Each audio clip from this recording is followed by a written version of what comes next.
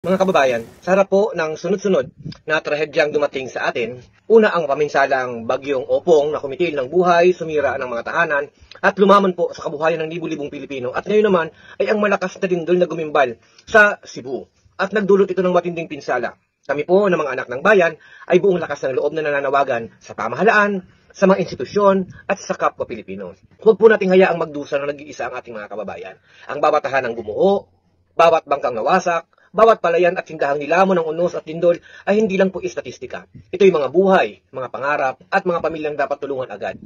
Panawagan po natin sa ating pamahalaan ay mabilis at malinaw na tunay na aksyon ang kailangan. Hindi sapat na pangako. At agarang relief, ligtas na evacuation centers at malinaw na plano para sa rehabilitation at pagbabalik ng kabuhayan. Ang panawagan po natin sa ating pribadong sektor at mamamayan, ang panahon ng sakuna ay panahon po ng pagkakaisa.